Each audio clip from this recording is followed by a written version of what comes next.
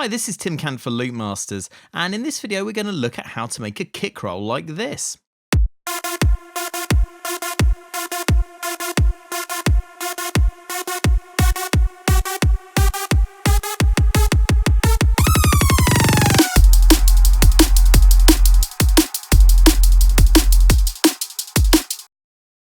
Now, that kick roll might not sound particularly interesting, and you might be thinking, okay, that's just a load of kicks playing and doubling in speed. What's so special about that? And to be honest, you'd be quite right. That is exactly what it is. But if you're listening on a system capable of reproducing low end effectively, there's a world of difference between using legato notes like this and notes of more consistent length like this. Let's take a listen to both examples, and we're going to use the excellent Voxengo Span spectral analyzer to see what's happening in case you're watching on a system that doesn't reproduce bass especially well. Before I play these back, let's know what's happening here. I'm using a MIDI track in live with the Loopcloud instrument on it to play a kick sample in the Loopcloud app back via MIDI. This is useful because you can use MIDI parts to audition a bunch of sounds from your sample library, or even from the Loopmasters store before you've purchased them, directly in your DAW. This kick that I'm using has a really weighty low end. Let's focus on that low end energy as I play back the legato version of the kick.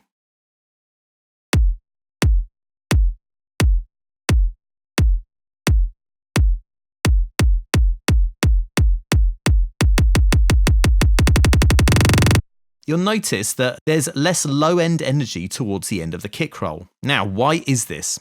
Well, a kick drum sound moves from a high pitch at the start of the sample to a low pitch at the end of the sample. That's what gives it its percussive feel.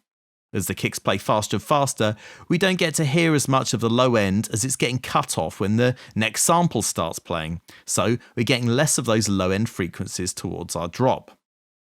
That isn't necessarily a bad thing. Some producers will use high-pass filters on elements before a drop to achieve just that effect, and this is a valid artistic choice.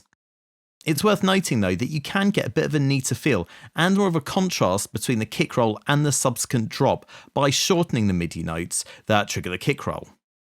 This doesn't mitigate the effect entirely, but it does result in a kick roll that feels more consistent. Let's compare the two approaches.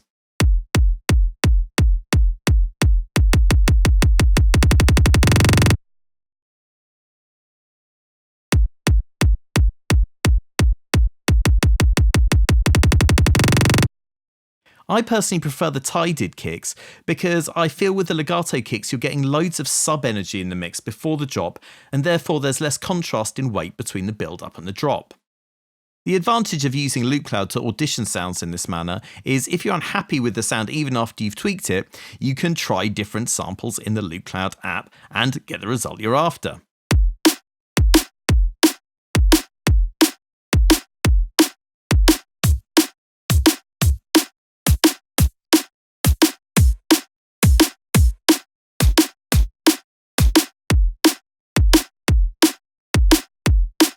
Once you've found a kick you like, you can simply drag it into a sampler and use the existing MIDI part to trigger it.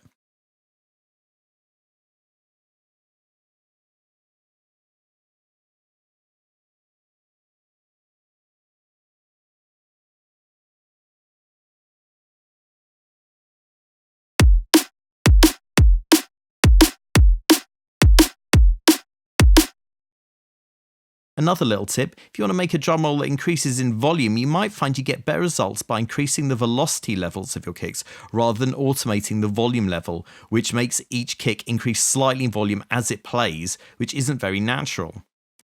In Ableton Live, we can quickly achieve this by holding Command if you're on a Mac or Control if you're in Windows and dragging over the velocity lane.